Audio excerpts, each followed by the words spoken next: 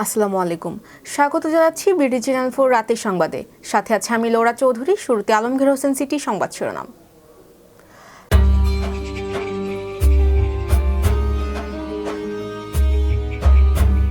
বিদ্রোহী কবির সমাধির পাশে শায়িত বিপ্লবী হাদি। পাকুন্দিয়ায় ভাষা সৈনিক শামসুল ইসলাম হায়দারের দাফন সম্পন্ন। ঈশ্বরগঞ্জে শীতার্ত মানুষের পাশে Mojibur Rahman. Devil hunt phase 2 অভিযানে নান্দাইল স্বেচ্ছাসেবক লীগ নেতা আব্দুল হাকিম সহ 2 জন গ্রেফতার। মিয়ানমারে নতুন নির্বাচনী আইনে গ্রেফতার 200। ফিফার নিষেধাজ্ঞায় রোনালদোর দল। শুনছিলেন আলমগীর হোসেন সিটি সংবাদ শিরোনাম। এবার সিটি ল্যাব বিস্তারিত।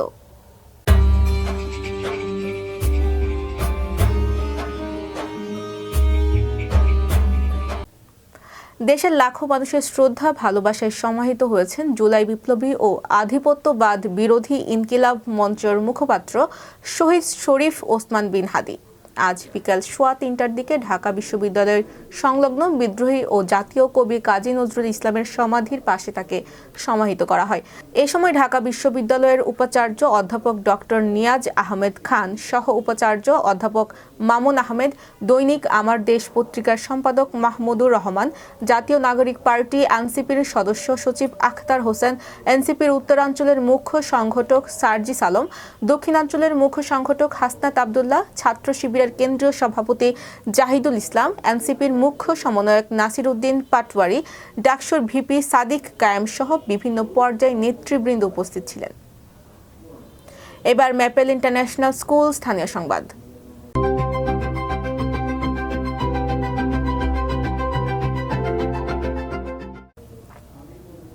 পাকুন্দিয়ায় ভাষা শহীদ প্রবীণ রাজনীতিবিদ ও প্রখ্যাত শ্রমিক নেতা শামসুল ইসলাম হায়দারের দাফন সম্পন্ন হয়েছে। আজ বাদ জোহর কিশোরগঞ্জের পাকুন্দিয়া উপজেলার চণ্ডীপাশা ইউনিয়নে ষাটকাহন সরকারি প্রাথমিক বিদ্যালয়ের মাঠে নামাজের জানাজা শেষে পারিবারিক কবরস্থানে মরহুমের দাফন সম্পন্ন হয়। এই সময় বীর মুক্তিযোদ্ধা, সামাজিক রাজনৈতিক নেতৃবৃন্দ সহ বিভিন্ন শ্রেণী পেশার মানুষ উপস্থিত ছিলেন। শুক্রবার 19 ডিসেম্বর রাত 10টায় ঢাকার একটি হাসপাতালে চিকিৎসাধীন অবস্থায় তিনি ইন্তিকাল করেন।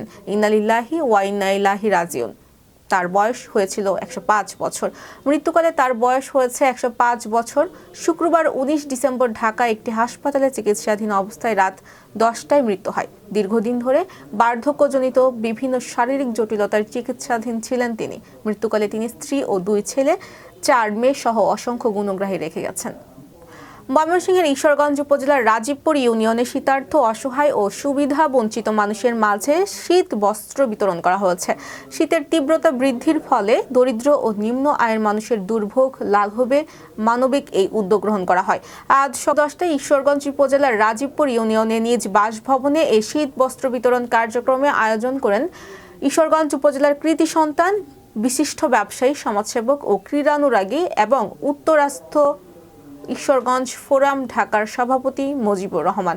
এ সময় রাজীবপুর ইউনিয়ন সহস্রাধিক শীতার্থ, দুস্থ ও নিম্ন আয়ের মানুষের মাঝে কম্বল সহ প্রয়োজনীয় শীত বস্ত্র বিতরণ করা হয়। শীত বস্ত্র পেয়ে উপকারভোগীরা সন্তোষ প্রকাশ করে আয়োজকদের প্রতি কৃতজ্ঞতা জানিয়ে অনেকেই বলেন, প্রচণ্ড শীতে এই সহায়তা তাদের জন্য বড় আশীর্বাদ হয়ে এসেছে।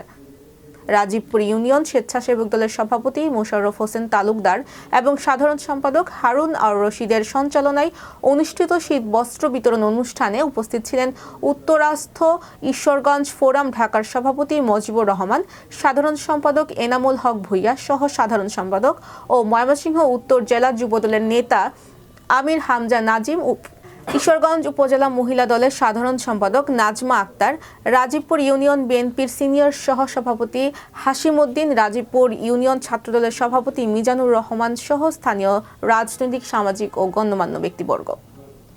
ময়মনসিংহের নান্দাইলের থানা পুলিশের বিশেষ অভিযানে এক স্বেচ্ছাসেবক লীগ নেতা ও এক ছাত্রলীগ নেতাকে গ্রেফতার করেছে নান্দাইল মডেল থানা পুলিশ। শুক্রবার 19 ডিসেম্বর তাদের আদালতের মাধ্যমে জেল হাজতে প্রেরণ করেছেন নান্দাইল মডেল থানা পুলিশ। গ্রেফতারকৃতরা হলেন নান্দাইল উপজেলার গাঙ্গাইল ইউনিয়নের উন্দাইল গ্রামের আব্বাস আলীর ছেলে আব্দুল হাকিম। তিনি গাঙ্গাইল ইউনিয়ন স্বেচ্ছাসেবক লীগের সাবেক সভাপতি হিসেবে পরিচিত। অন্যজন হলেন সিংরৈল ইউনিয়নের সিংরৈল মধ্যপাড়া গ্রামের হাবিবুর রহমানের মিয়ার ছেলে তরিকুল ইসলাম। তিনি স্থানীয় ওয়ার্ড ছাত্রলীগের সাবেক সভাপতি হিসেবে দায়িত্ব পালন করেছেন। থানা সূত্রে জানা গেছে, শুক্রবার বিশেষ অভিযান চালিয়ে শাইখ ধরা বাজার এলাকা থেকে আব্দুল হাকিমকে এবং সিংরৈল ইউনিয়ন থেকে তরিকুল ইসলামকে গ্রেফতার করা হয়। তাদের বিরুদ্ধে সুনির্দিষ্ট অভিযোগে মামলা রয়েছে। এবার জীবনদীপ হেলথ সেন্টার আন্তর্জাতিক খবর।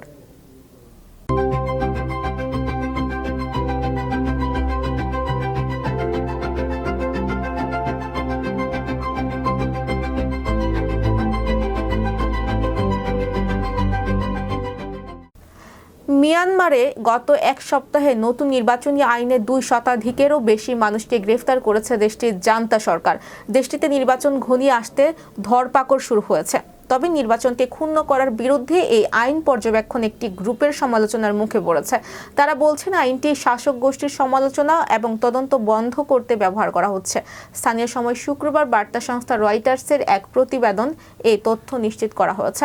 প্রতিবেদনে বলা হয়েছে, আগামী 28 ডিসেম্বর মিয়ানমারে নির্বাচন হতে চলেছে। 2021 সালে সামরিক অভ্যুত্থানে বেসামরিক প্রশাসন উৎখাত হওয়ার পর প্রথম এই নির্বাচন অনুষ্ঠিত হতে যাচ্ছে। এবার কনস্ট্রাকশন জোন খেলার খবর।